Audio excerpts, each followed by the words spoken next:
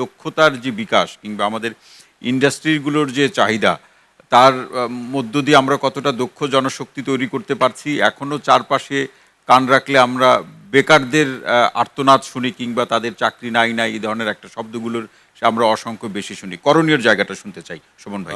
ধন্যবাদ আপনাকে।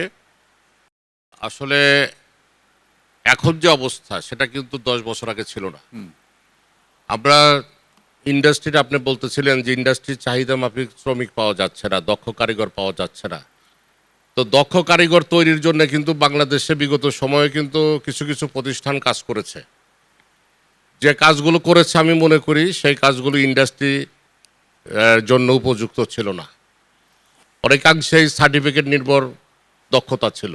জি, এনএসডিএ গঠন করার পরে আজকে যে ইন্ডাস্ট্রির চাহিদা মাফিক যে ট্রেডগুলো, অকুপেশনগুলোর যে সিএস ডেভেলপ থেকে শুরু করে সকল কিছু কিন্তু এনএসডিএ আমাদের ইন্ডাস্ট্রি স্কিলস কাউন্সিলগুলোর সহযোগিতা নিয়ে করছে।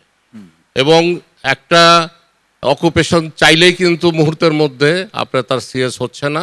তার জন্যে প্রাইমারি লেভেলে ওয়ার্কশপ করে এনএসডিএ আগে দেখে যে এটার আসলে যৌক্তিকতাটা কতটুকু ছিল আছে, তারপরেই সেটা হাত দেওয়া হয়।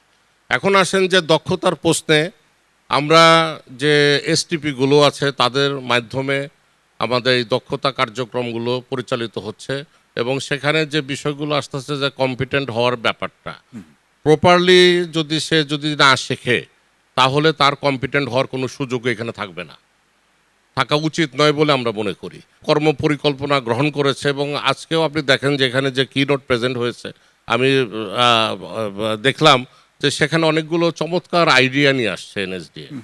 এই আইডিয়াগুলো যদি বাস্তবায়ন হয় তাহলে আমাদের লোকবল যেটা দক্ষ মানব সম্পদ তৈরি করা সেটা অনেকাংশে সম্ভব হবে। আমি মনে করি যে আমাদের লোকাল এসটিপির মতোই ইন্টারন্যাশনাল এসটিপি গঠন করতে হবে এবং যে কোনো যে সমস্ত কান্ট্রিগুলোতে আমাদের এই শ্রমিকরা বেশি আছে সেখানে যদি একটা বা একের অধিক প্রয়োজন হলে আপনার এসটিপি গঠন করে সেখানে তাদেরকে আরপিএল এর মধ্যে নিয়ে আসা উচিত হবে।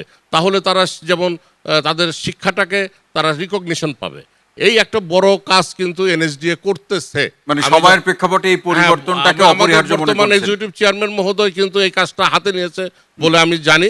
উনি এটা নিয়ে বিভিন্নভাবে দেন দরবার করছেন, ফরেন মিনিস্ট্রির সঙ্গে উনি কথা বলেছেন কিছুদিন আগে। এই কাজটা যদি হয় তাহলে কিন্তু আমাদের দেশে কেউ ফেরত আসবে না। জি জি, মির্জা নুরুল গনি শোভন ভাই আপনাকে অসংখ্য ধন্যবাদ।